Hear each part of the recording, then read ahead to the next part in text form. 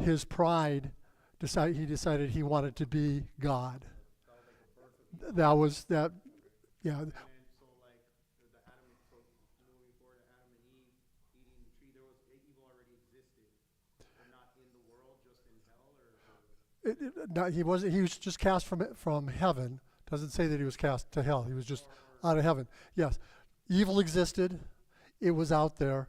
When they put the tree of good and evil on, to eat that is where you could, the knowledge of, not that it brought evil into the world, but they didn't see it, so it just kind of went past them, and they were. This is one of those points.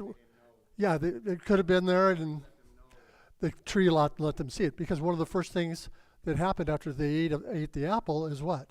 They recognized they were naked, and up to then they didn't know that because they didn't see it as evil. Okay. Keep coming. Okay. So where am I? Okay. Man was defenseless. The next thing we learned, or another thing, is man's penchant for blaming others for his shortfall. What was the first thing out of Eve's mouth? Satan tricked me. Or he actually said the serpent tricked me. And then, turning to Adam took a twofer. He goes, it was the woman you gave me. So he not only blamed Eve, but he turned around and blamed God at the same time, in the same breath. And we've been doing that ever since.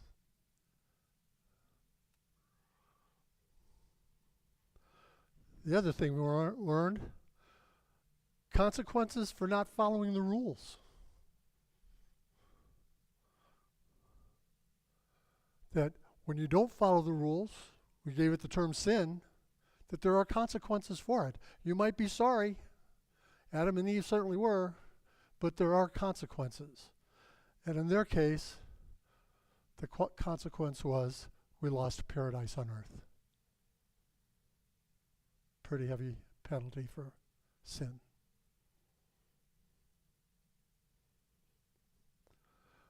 So what was God looking to teach us? Teach us about his forgiveness. And how regardless of how terrible a thing we may do, his forgiveness is there for us.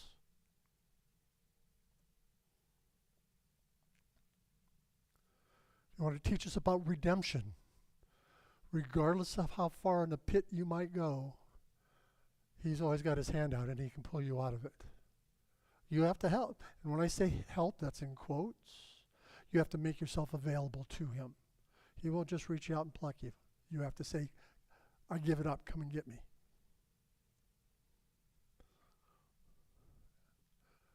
And the greatest thing was the depth and greatness of his love for us. Those are the three key things that we learned from this tree.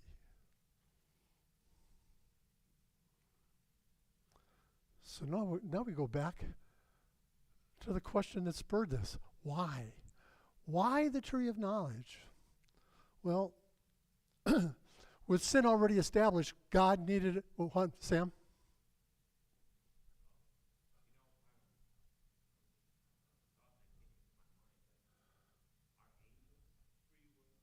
Are angels free willed? To my knowledge, yes.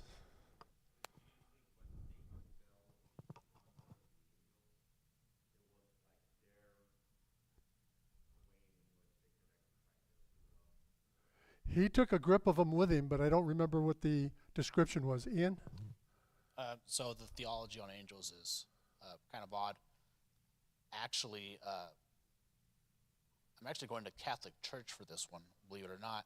Wash your mouth out. The Catholics believe that angels are created with perfect knowledge, and so when they made that decision, it's a decision that they saw all the consequences, they saw everything that could happen, and in that moment they made that decision, and that they would make the same decision every time afterwards. Yeah, they have free will, so to speak, but not in the way that man has it, according to the theology of what I'm citing right now. But if it's a knowledge that is more full than ours, then it's a decision that they make once. So it's a little different than ours, if that makes sense. They can't retract once they make a decision, for them it's set. They can't Right, it's set. repent. There's no repentance. Yeah. There's no repentance. Okay. So, Would an answer to that be because, I probably worded this wrong. I talked about it with you the other day. Because God loves us, therefore we have that option of like asking for forgiveness, where the angels are more just. okay, right. Okay, so the question is that because angels, we're the apple of his eye, we're the ones that he truly loves. Angels are just kind of, were created for work, and I would say yes to that we have a level, because we are considered higher than the angels, and when we go to heaven, we'll be higher than the angels. The angels envy us because of that. So with that, yes, that's why that difference, one of the differences that there would be between the two. Okay. So we'll go back here. So God needed an instrument, something that we would understand. So for him to be able to show us his undiminished love. So with the tree and what happened there, then the next step started with a story scroll. The scriptures. To be honest with you, I was going to use storybook, and then I realized they didn't write books; they were scrolls. So that's why story scrolls. Okay, so the story scrolls, the scriptures, what we now call the Old Testament. So throughout the Old Testament, he's teaching us how he loves us, what he does for us, what we can do, what he's looking for us to do. But there was a lot of work in it for us. I just happen to be reading through Leviticus right now, and if you ever get in there and you start looking at all the sacrifices and what they had to do to sacrifice to try and atone for sin, it's like one more reason to say thank you, Jesus, for coming to earth and dying for us. So you go through all the scriptures, and then it culminating with the sacrifice of his son to show the ultimate love for us.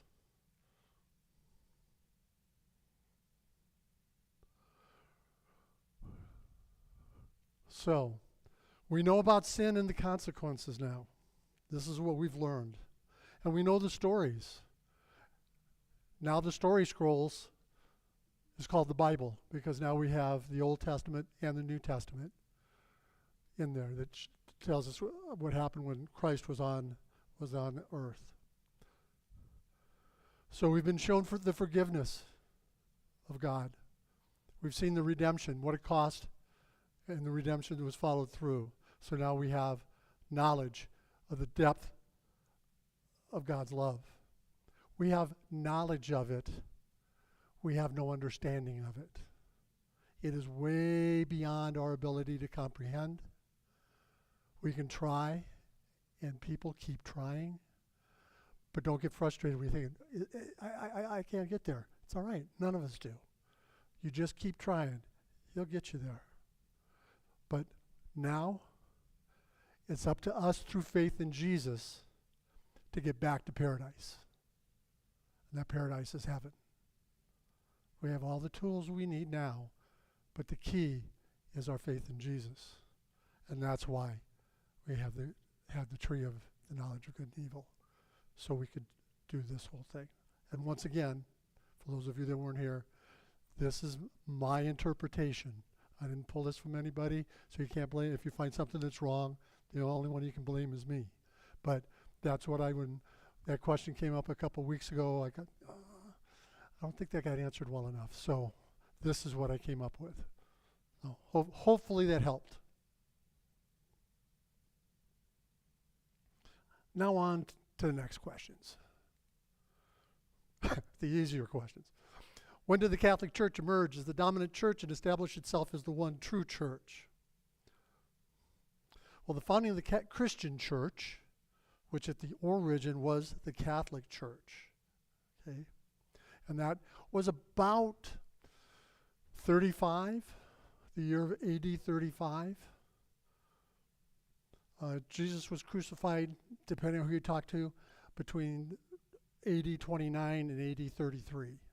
So about 35 is when churches were starting to get established. Remember, churches first started off in people's homes. They say, hey, we're having a get-together over at Big John's house, so everybody goes over there, and they have their service. And their services are entirely different than anything you'll see in a church today. Peter is traditionally considered the first pope. And there's a lot of different reasons why that is, but he is traditionally considered the first pope.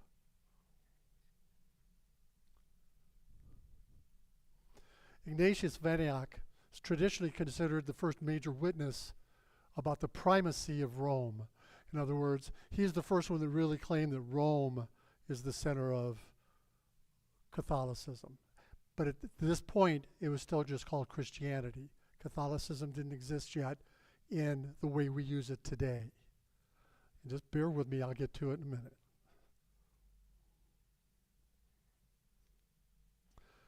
Now, remember Ignatius was the one that wrote the famous 7 letters to the churches when he was on his way to Rome to be martyred.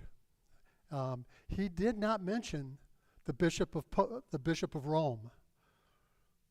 And I'll let you know, and we'll talk about in a minute what the importance of the Bishop of Rome is. And because of that,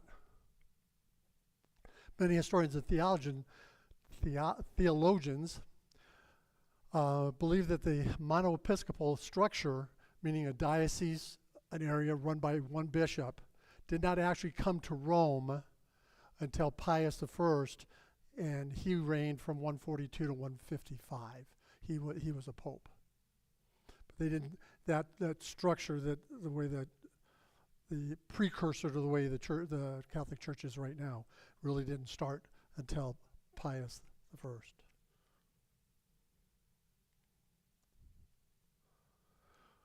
What organization elected to have a pope? Who was leading the church at the time? Okay, once again, Peter is recognized as the first pope. Although there's a lot of evidence he didn't even found the church in Rome. He came on later and kind of took over as people started pointing to him. The term we call pope, the official title is Bishop of Rome. Pope means father. So it's kind of like saying, hey, Dad. But that's easier for non-Catholics to wrap their head around. There are several other terms used for the Pope. I counted about 15. I decided to stay with Bishop of Rome because that's the official title. He's also called the Vicar of Christ, meaning he represents Christ directly. Now, we'll get into how we distance ourselves from that particular title at another time. This position, the Bishop of Rome, has evolved over the years. There's a lot of twists and turns, and they're doing this for 300 or 400 years, then somebody changes it and does something else. We'll get into that later when we get closer to talking more about how we intersect with Catholics. Oh, I should have waited for my next line. And I'll go deeper into this topic later. I knew I was thinking that when I was writing it.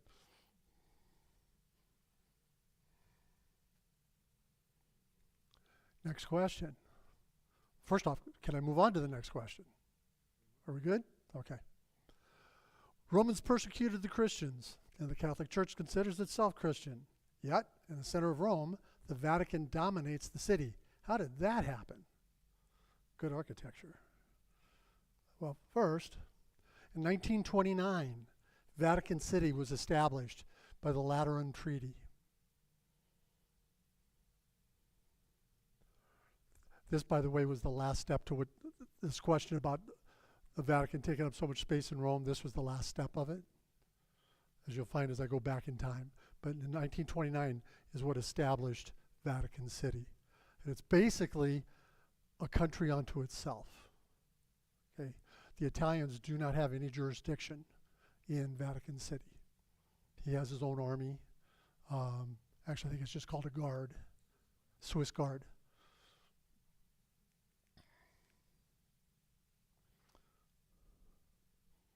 Okay. So in 756, okay, remember in the normal part of our study, we're at about 218. So your questions are taking me way ahead, but good job. Okay, 756, Pepin the Short, that's for all of you that are vertically challenged, was a Frankish king. Frankish meaning he was German by descent. Germany had invaded Italy and taken over parts of it, and Pepin was part of that group. He was at this time the king of Italy, and he established what's called the Papal States in 756, and they were actually viable and recognized until 1870.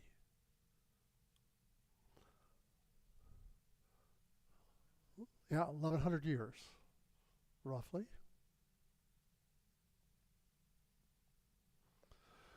With some hiccups. From 1798 through 1814, the French had invaded Italy several times, and they had annexed, they had taken over the Papal States. Papal States were actually restored to their glory in 1800, and they stayed that way until 1809. So what happened in 1809?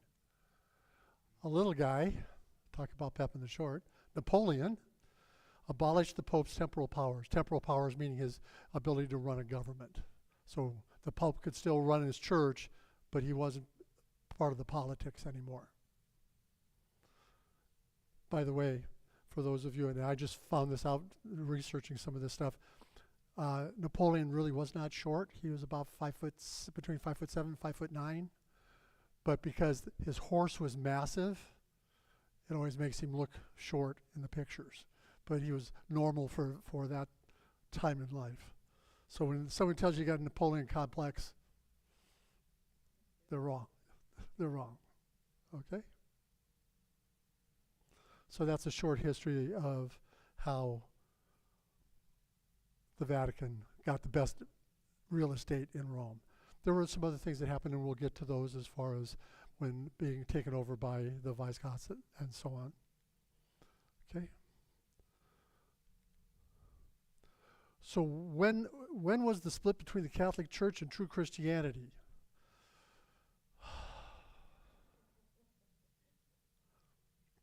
Well, first off, you're about 1,300 years ahead of me.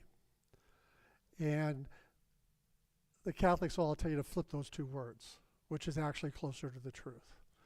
Okay, the Catholic Church is Christian. And we don't need to argue about this now.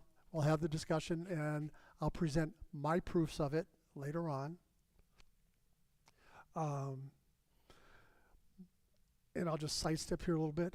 Most of what we see happening that causes our problem with saying that Catholics are Christian has to do with rituals, not true beliefs. So keep that in mind. And this is the first time I've said it standing up here. It's not their true beliefs that we really have the conflict with. It's some of the rituals that they do. Big one, transubstantiation. They believe that the Eucharist becomes the actual body and blood of Christ. We think it's a cracker with some grape juice. Okay? We do it symbolically. Does either one of those affect your salvation? No, they don't. We are wasting our time and helping Satan by arguing about it. And we globally, as Christians, need to stop all the nonsense with those types of fights. Oh, there we go. I'm up on my soapbox again.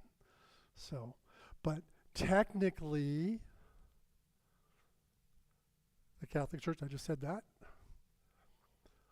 Protestants split from the Catholic Church on 31 October 1517. And October 31st is what we now know as Halloween. Okay. It's when Martin Luther posted his 95 Theses to the Wittenberg Church.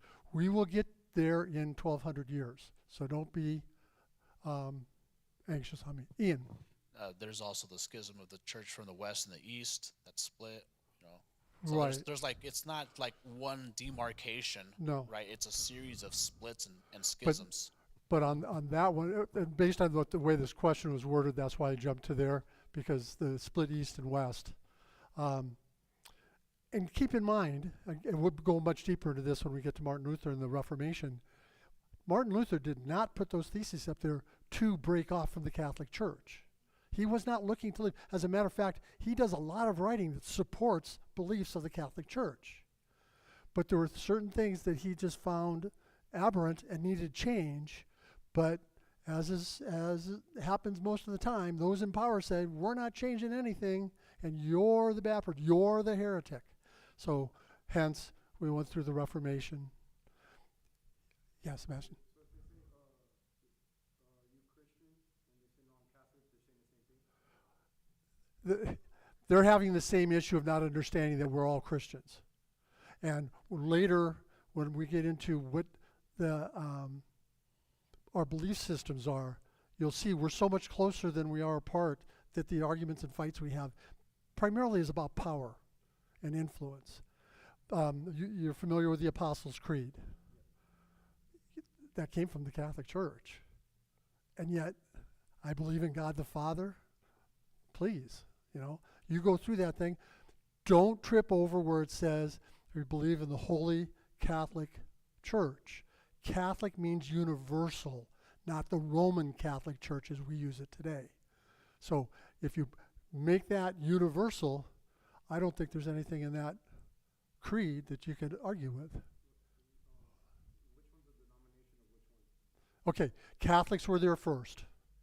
So what we call Christian Protestants broke off. Protestant protesting. We were protesting the Catholic Church. We broke off. That's where you get your Baptists, Methodists, Presbyterians, all of those. Then you've got the Catholic Church, and where you have the Roman Catholics or the Latin Catholics, and then you have the Orthodox Catholic are the two main branches there. And there's a couple of splitter groups in that too. I know you've torn up a lot of trees, so you know how that root system works? That's when you start mapping out all the variants of Christianity, that's what it looks like. There's 2 or 3 main branches, and then anybody that gets an idea starts a church. Lisa?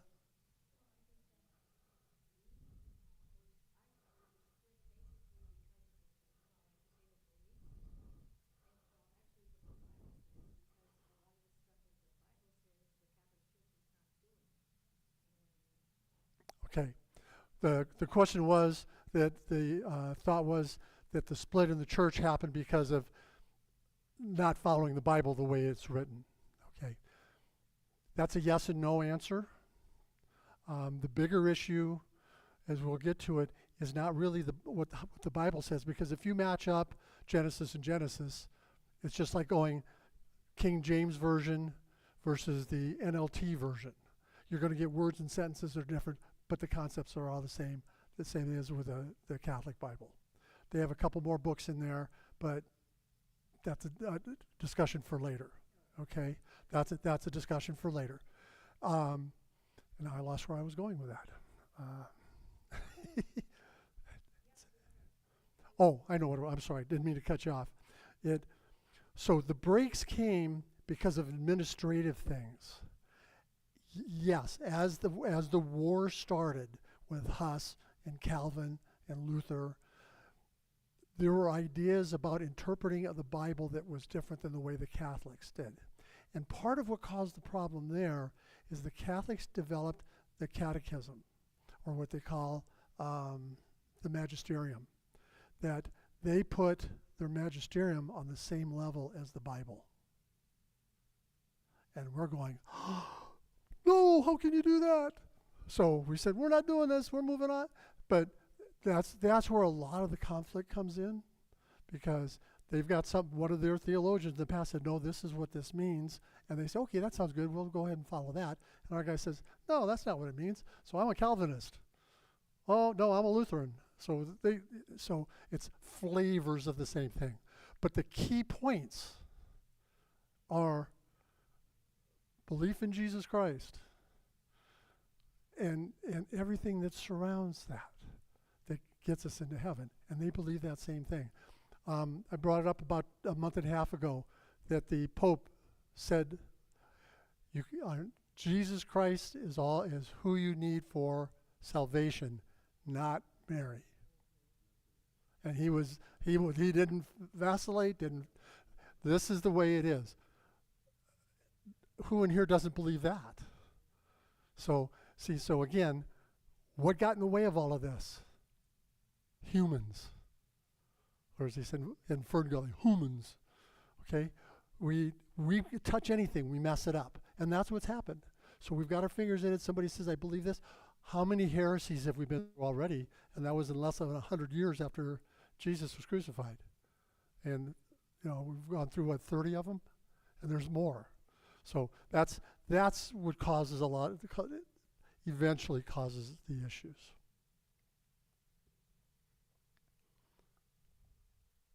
Whoops, wrong way. Been there already. Okay. Rome had many gods. The Catholic Church has many gods / saints. It appears the church is Rome, and it even has the title Roman Catholic Church and has an emperor, the Pope. Okay, well let's break this down a little bit.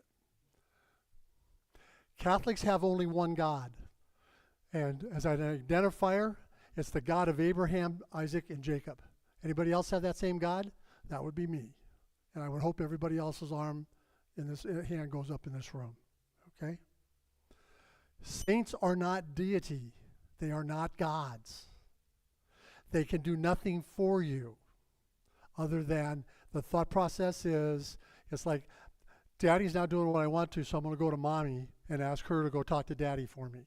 Or I'm going to ask my sister to ask Mom because she likes her better than she likes me, so my sister can get her to let me go to the movies today. That's the purpose of the saints.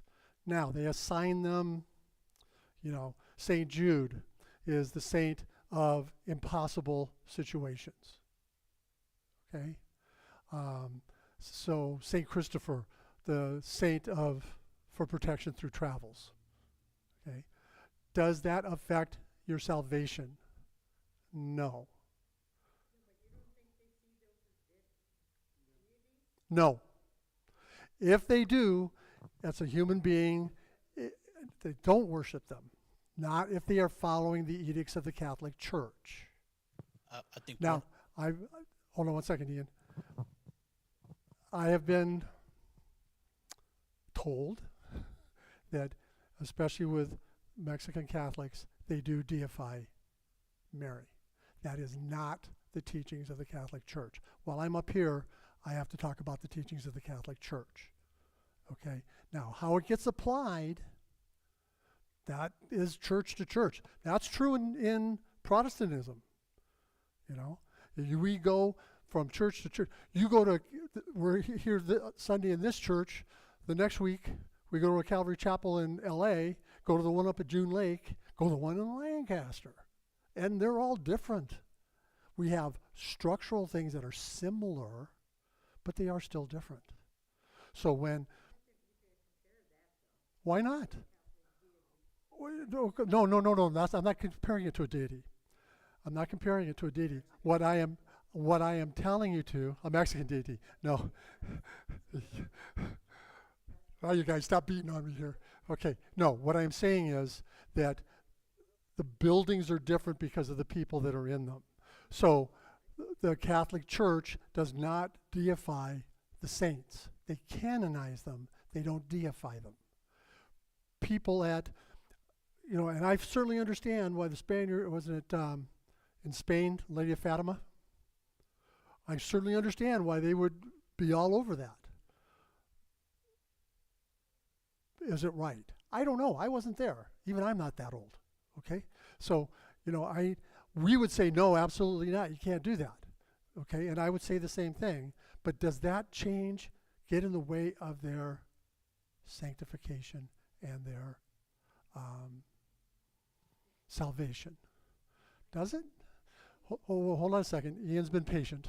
Okay, I think the problem is that You're here to bail me out. Thank you. We observe certain members of the Catholic Church deify the saints, right? And a lot of these people, either they don't know any better or they just don't care. But that's not the teaching of the church, right? So, like the priest that is in charge of some parish in Mexico is not teaching, right, that the saints are to be deified.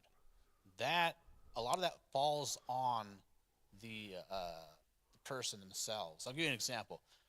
I came very close to being called Judas, right? In Spanish, there's only one word for Jude and Judas, and that's Judas.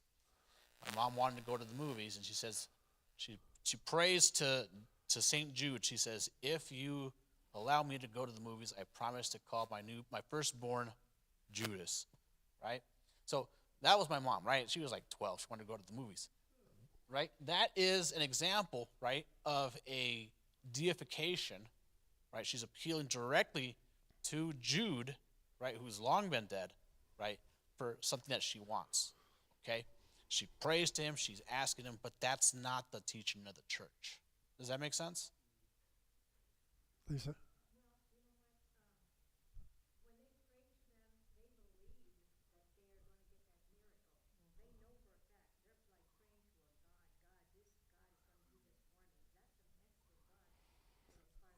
Okay.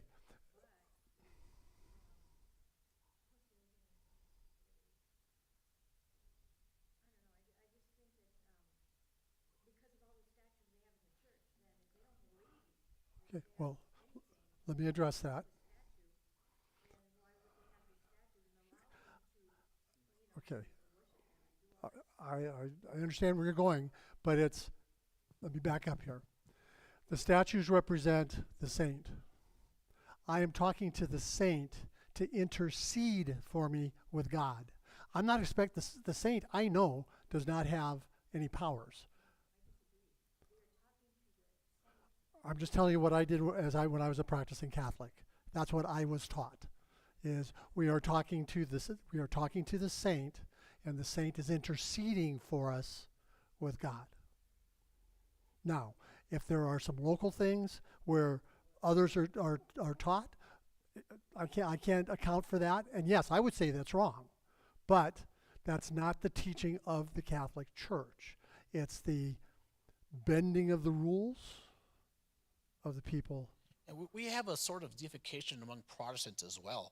I mean, how many times have we heard of people who blindly follow a pastor or other religious leader, right, to the point where their word is law, their word is, divine almost, right? And it's kind of the same concept, right? And I think it's people getting away from the word, getting away from being able to discern between God and man. And I think it's a little bit easier to say with the Catholics, oh, they have statues, therefore they're worshiping them.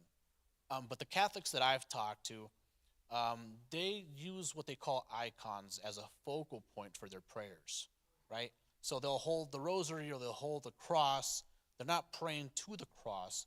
They're using it as a focal point for their prayers, if that makes sense. And they're not praying to the rosary. They're using it as counting beads. Yes. Now, you reference people that follow blindly some leader.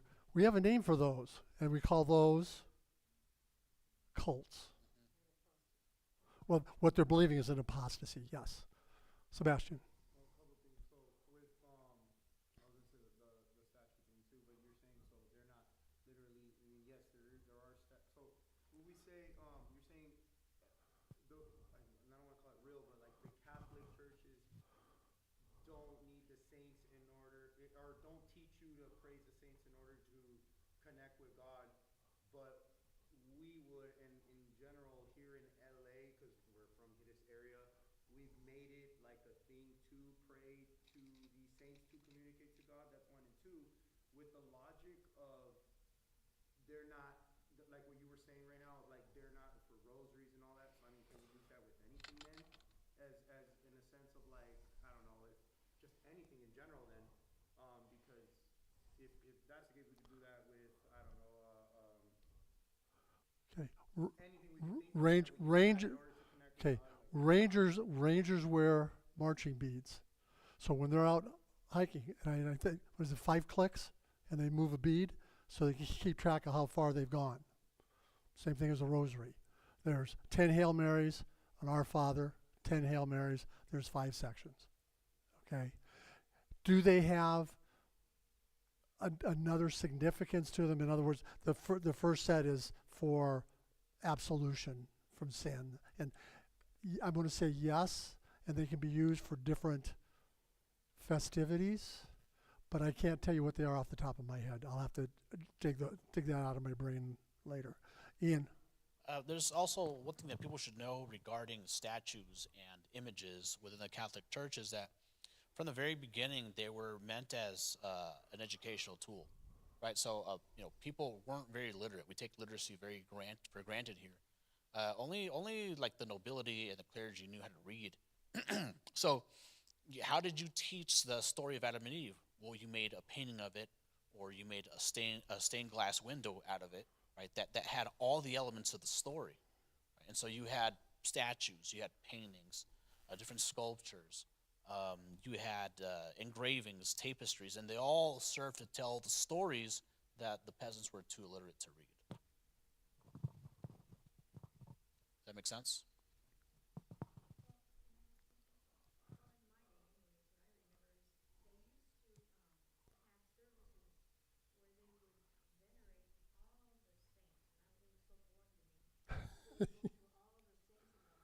Mm-hmm.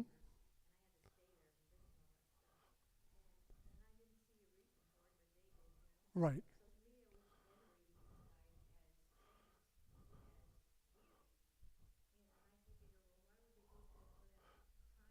Okay. And I'm good with you until you say deity. They're venerating them. It's just like, do you remember what a scapula is? Okay. What did you have to do with a scapula? But what did you have to do before you could wear it? No, you did, but you had to do something even before that. Okay. The answers I'm getting is you wear it, which is true. A scapula does, and I'll explain what it is in a second. And you kissed it before you put it on. That's true. But when you first got it, before it was doing what it's supposed to do, you had to take it to the priest and get it blessed. Okay? Scapula, I think it's a takeoff of the ephod of the Jews that they used to wear on their head. The scapula would have a picture of Jesus, Mary, or some saint, but I think most of them were Jesus. At the front and back, a little tab connected with a string. You wore it over your head. Now the scapula, once you got it blessed, if you lost it, you go buy another one, and that one's automatically blessed. But if you bought something that was metal, like a St. Christopher medal, if you lost it, you bought it, you had to have the new one blessed. Well, why did you do that? Well, that's because it cost you money. Now, that's not why they were saying to do it, but it did, because you had to give a donation. Yes, ma'am.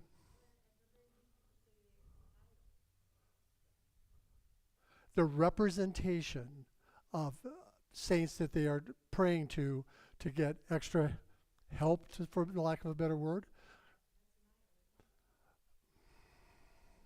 Idols, from my interpretation, no. My interpretation, an idol is a god, and they're not looking at saints as gods, from my understanding. Well, not if you're asking them to help you to get to God in Jesus. It's kind of hard to wrap your head around that. Yeah. Well, and I'm in agreement with you. What you used to say in business, why would I go to the secretary if I can go right to the boss? So that becomes an issue. So, and again, as you can tell from the tone here, it's very personal and gets very intense. And bottom line, does it get in the way of your salvation? Okay, I would disagree, which is fine. We can have that disagreement. And then you defend your side, I defend my side, and then we go out and have a Pepsi together. Okay, whatever. All right, let's move on here. I didn't mean to. This is why I told you I didn't want to get into the deep dives, and here we are, diving deep. Okay, Rome has many gods. Okay, the title Roman Catholic, sometimes it's called the Latin Catholic, is used to distinguish the West Church from the East Church. The East has adopted the Eastern Orthodox or just Orthodox. So it has nothing really to do with Rome other than the fact that it was located there. And actually, when the Roman Catholic Church got that name, they were in Constantinople, or Byzantium at that time. So they weren't even in Rome when that name came up. And why did they not take the Orthodox Church, the Orthodox name? Because the Eastern Church grabbed it first. You know, dibs, I got it first, so that's how that worked out.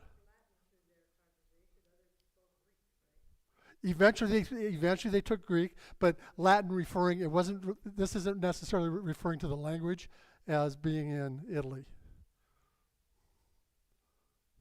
Because at the time they started off, at this point, they were still talking Greek.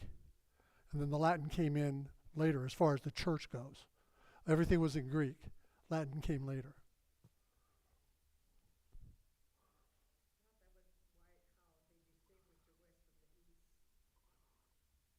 No. That was the line through Illyricum. Go back 3 classes, and I've got a map there that shows where the dividing line was.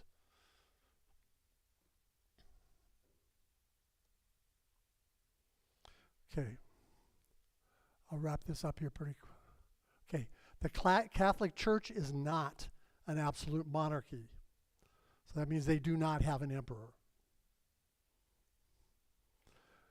Their structure is actually a communal collegial, meaning they get groups of leaders together to make most of the major decisions. Does the Bishop of Rome have additional authorities once he has been elected to that position? Yes. But those are mainly have to do with managerial decisions and having to deal with interpretation of scriptures. Ian? Is it similar to our system where there's a legislative body, and then the Pope acts as an executive and signs something into law, so to speak? Is it similar to that, or? I would think my picture of it is more the Senate instead of the president, or even the representative. The Speaker of the House is the one that controls everything. He can decide on legislation that gets put out, but the decisions are made, and they fight over it. And as we get into some of the like Nicaea and like that, I mean, these guys would fight for days and sometimes years over the placement of a comma. I mean, it was kind of nuts. So, oh, look at that. Well, we almost made it.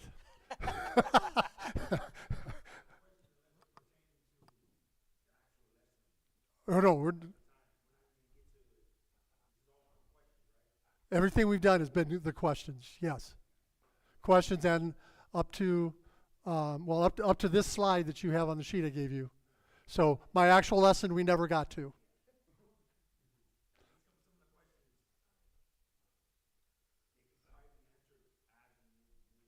They would. Mm-hmm. Okay. Are we still online?